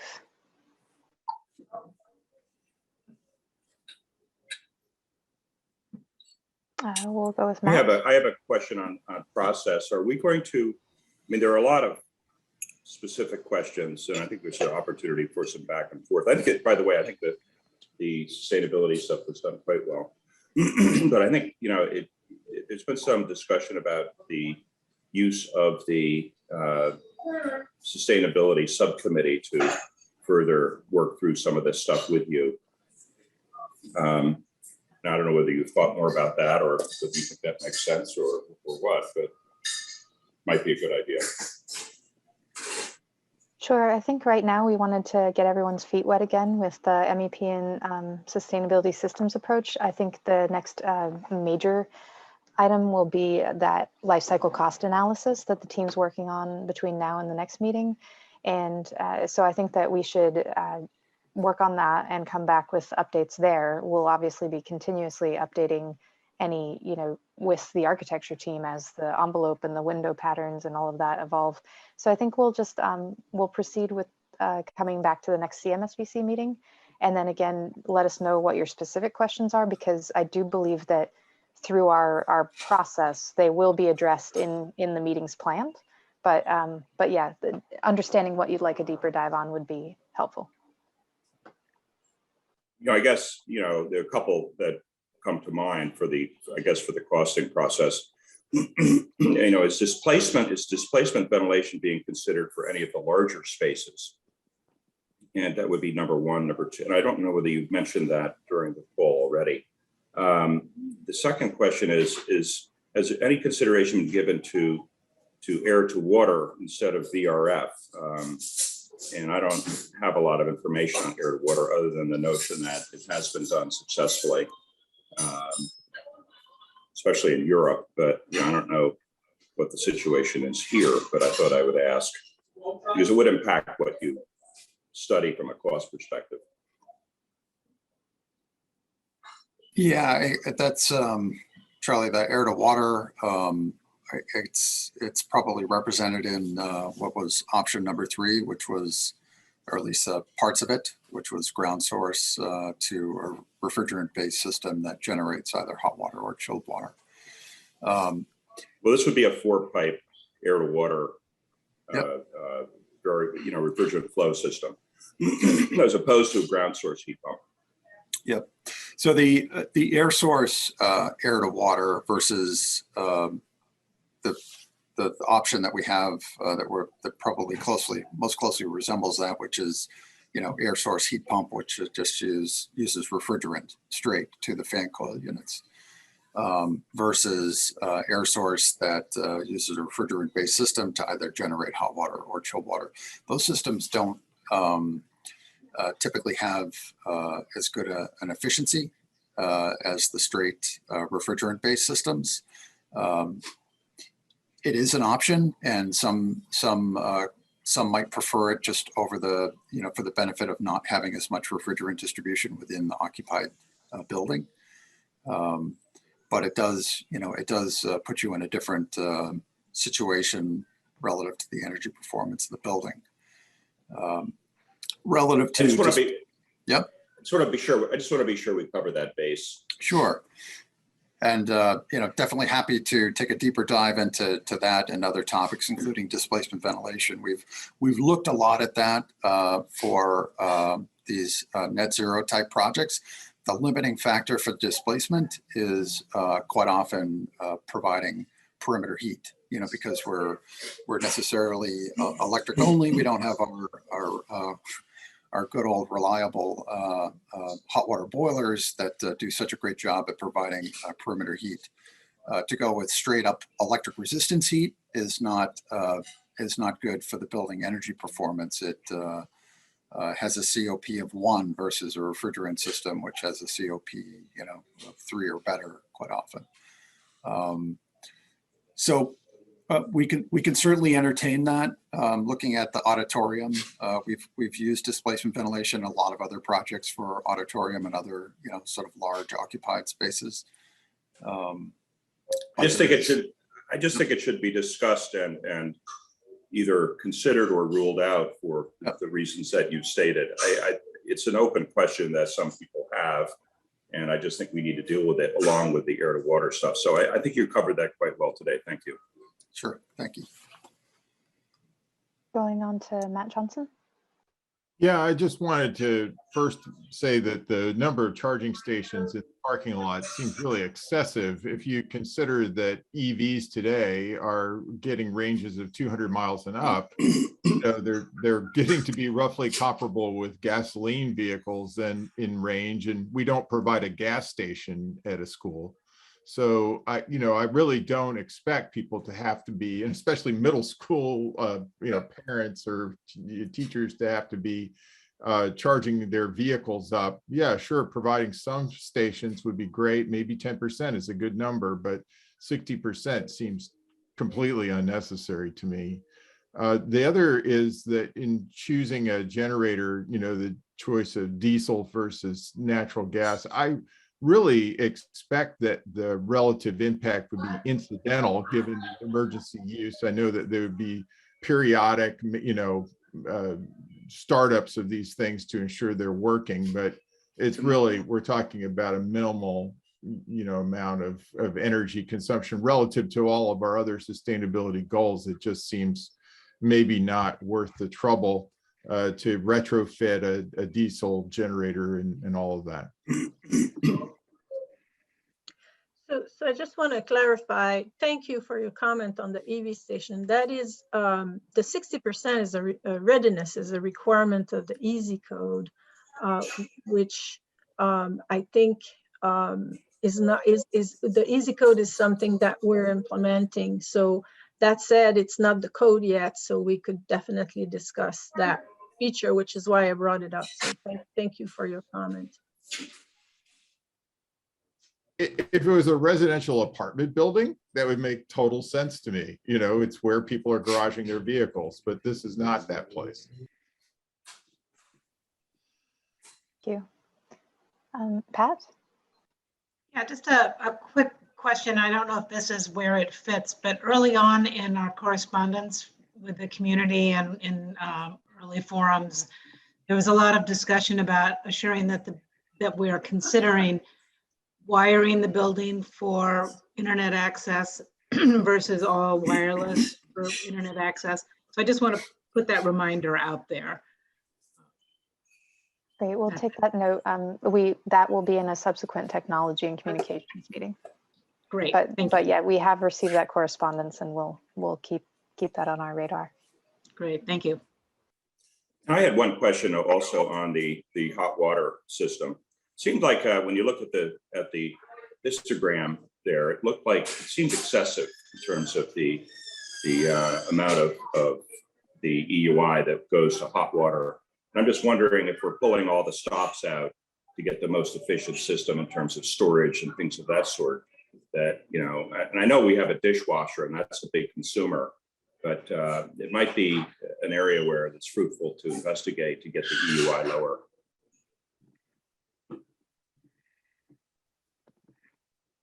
Any initial thoughts, Martina or Marissa, on that, or just we'll consider that for further study? I think we'll look into it. I don't think there's going to be a huge impact on the EUI. That's just my first thought of it, but we'll look into it. There's also solar thermal. I don't know. I mean, we ought to figure out what we can do. Yeah.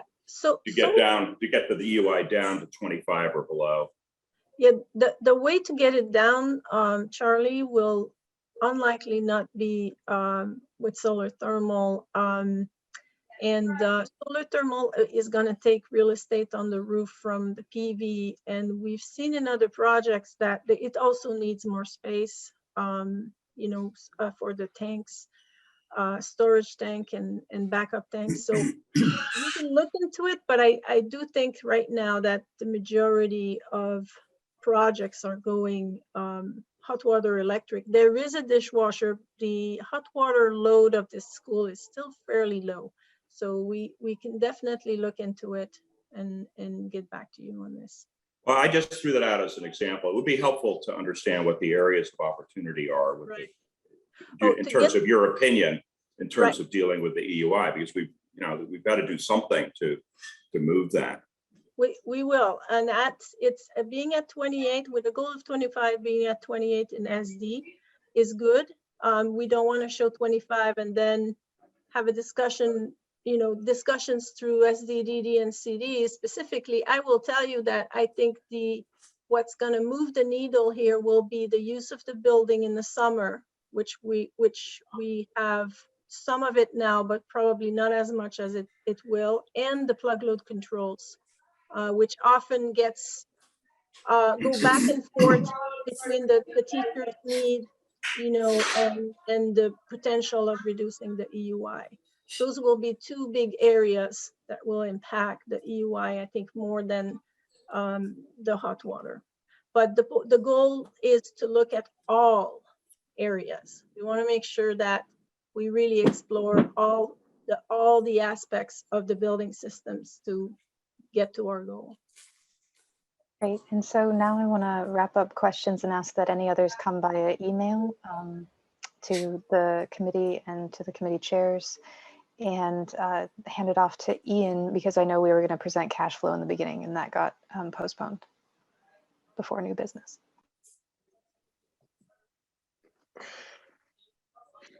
You're muted. Okay.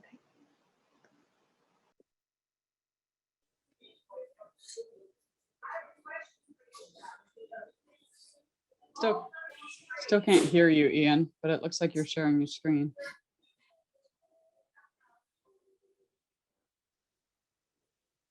We see your desktop, but not, can't hear you yet. Can you hear me now? Yes. Yes. Okay, awesome. Sorry about the technical difficulties up front there. Let me get to share the screen here.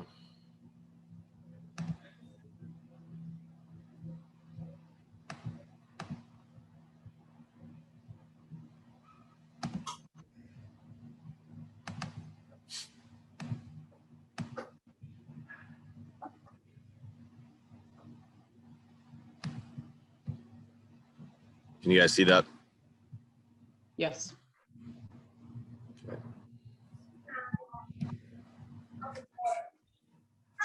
So just real quick to reorient ourselves with the cash flow here. So the columns on the left here, the contract values essentially for OPM being Hill and then SMMA being designer and consultant. So those are the contract values and encumbrances to date.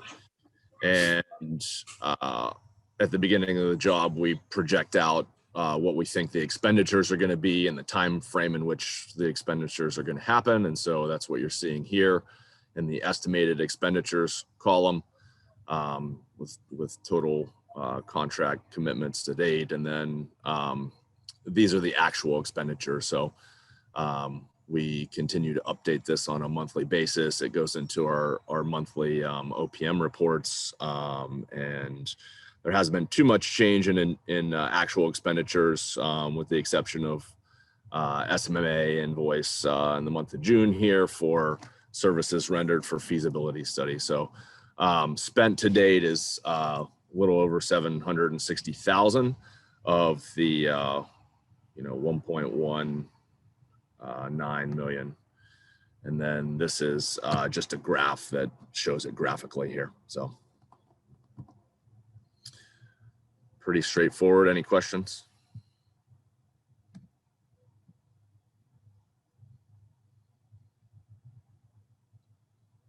Okay, thanks. Sounds like there's not, Ian. Thank you for doing that. And moving forward, as I mentioned earlier in the meeting, we'll be doing this monthly, just so everyone's in the know. So thank you for that. Kristen, was there anything else we needed to cover before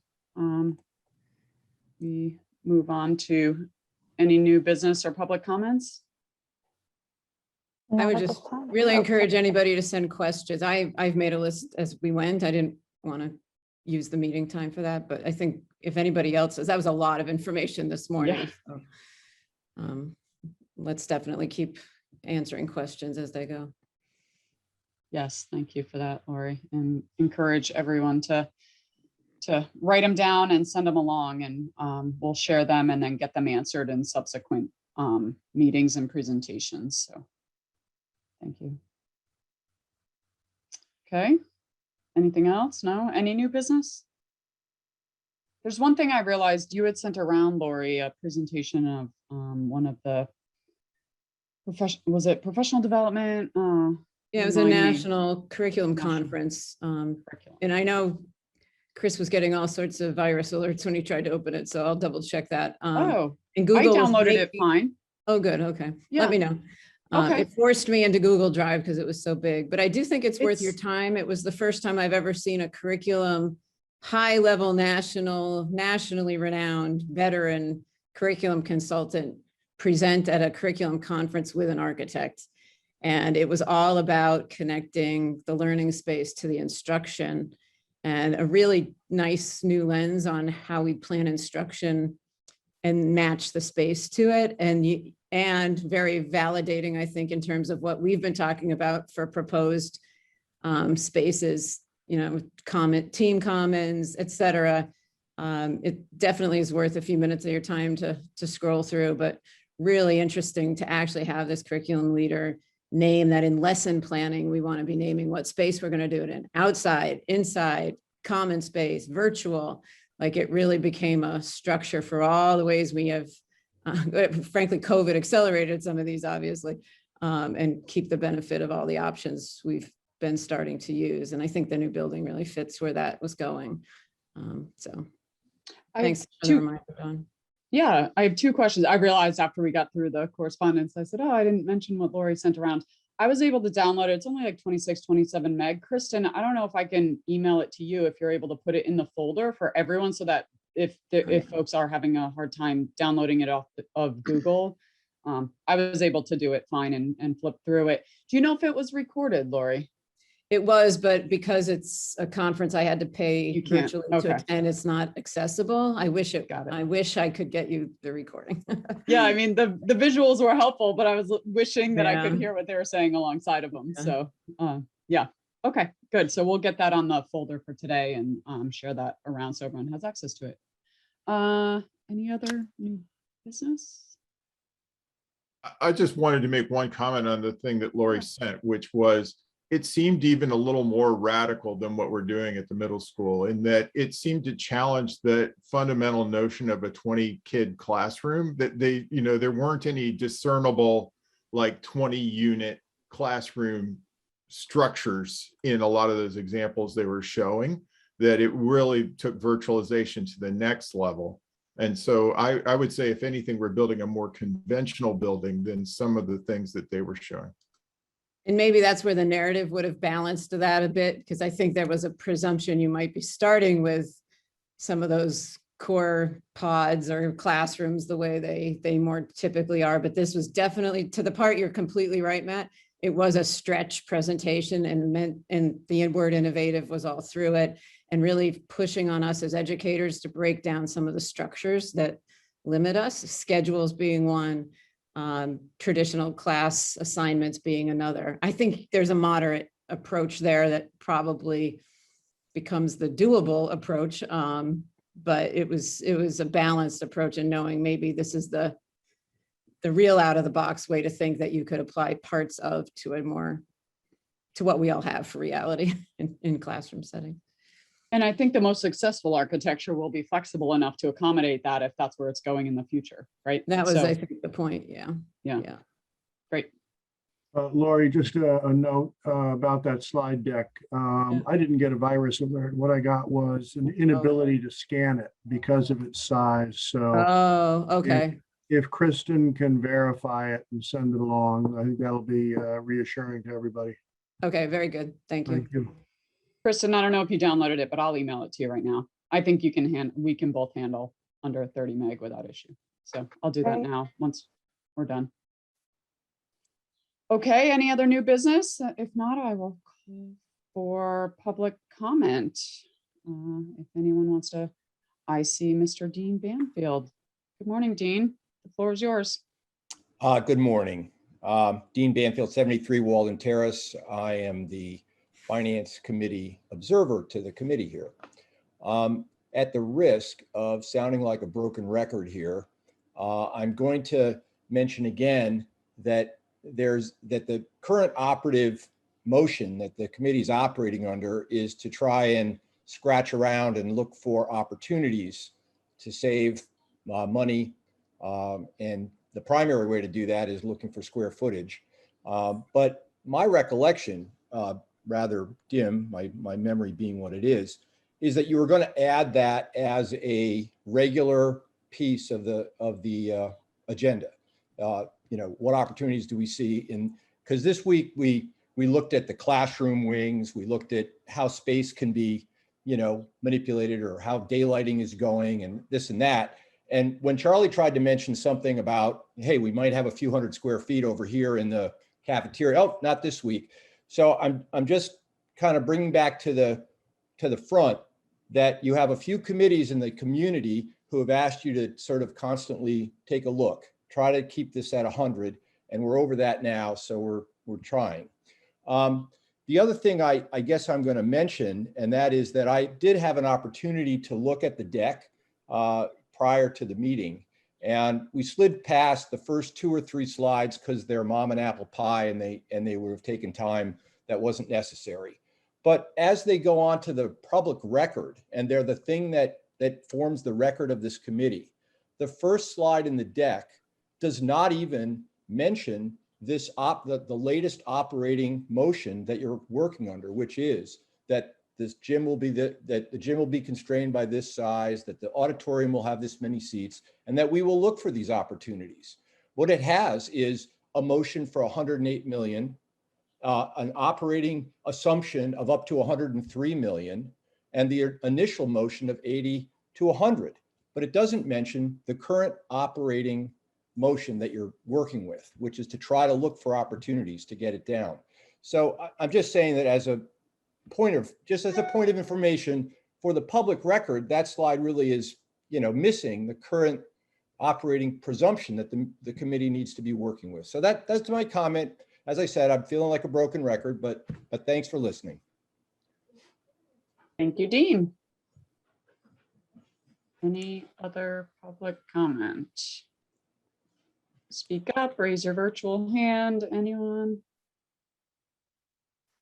As a point of record, this is Charlie. It seemed that those slides had been changed. I was under the impression that the slide with the 108 million on it had been dropped based on the slides I saw today. So that is quite relevant if those comments are still reflected in the public record.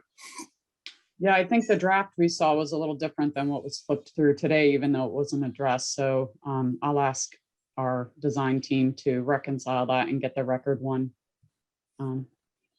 Yeah, just to close the loop on that, this is the record goals slide that Dean was speaking to, and that was in the packet. It was just an outdated one in the when you and Cole kicked off that presentation. So. Given that we have a couple more minutes here, I think the point I raised in the last meeting was that the slide should include the goal of 100 million. That should be specifically called out. I do believe we agreed to pursue that goal. There wasn't a specific motion to it, but I think the point was that there was a faulty premise for the $108 million motion in the first place, and that we should be pursuing the 555 and 100 million for the duration of this schematic design phase. So that was my take on the whole thing. So we'll pull the motion language verbatim and add it to this slide, because I do think that that's a valid point. This is a goals slide, and that most recent motion language we can definitely pick up on here. That was the intent around recording the updates on the budgets, but we can elaborate a little bit more. Yeah, I don't mean to be critical, and that's not my point. I think there was a lot of discussion that ought to be looked at in the lead up to that motion that was really focused hard on that $100 million number. The 100 million wasn't in the motion, but it's really implicit in Matt's motion, and especially in point 4 of that motion, that we were going to continue to look for opportunities throughout SD to ensure that we hit that number.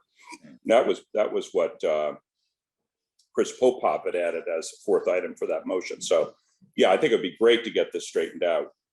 And if I may, in addition to that, we have to keep in mind what our select board and what our finance committee have supported. So again, to Charlie's point, the $100 million goal has to be kept in mind as we work through SD, and we look for square footage and we look for savings when we can. And just a quick point, I think sooner rather than later, we do have to take harder look at square footage, auditorium, cafeteria, common spaces, and get that nailed down. We've made great progress. I think we have a good sense of the gym, so that will help us when we get into the rest of it. Today's details were great, but I have to say that in some respects, many of the details we got were somewhat premature if we haven't nailed down a good number of square footage, which will yield some significant savings. Just if I might, I was kind of coming at it the other way where I wanted to hear all this information, and some of my notes are about ideas where maybe we can relook at some approaches. So I think I wonder if it's a little bit of both, where we got to keep some things moving, knowing the square footage is still a discussion. So I know Pat and Don, we were going to talk about the next meeting and how to put this on the agenda. So I think we're all on the same page that it needs to get talked about. Lori, we're very close on this. Yes, we are. We have $1 million. We have $1.5 million to go to get to the 100. That's 1,000 net square feet. If we fix that one problem in the cafeteria, that chair storage, or find some other opportunities, we will be there, and then we can eliminate that as a point of contention, which I think is a good thing to do. Yep, I think we're all in agreement. So I wasn't around much the last few weeks, so they had to do stuff they could do without the educators, and I think that probably had some impact. So we're meeting again in 2 weeks, so we will come back to this conversation. You're so sweet. Thank you. Terrific.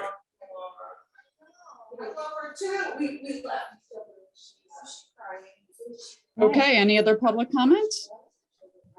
I just want to thank you all. I can tell how many of you are on vacation. So that's commitment. And we appreciate that you got out of bed early to do this. Keep the project. Agreed.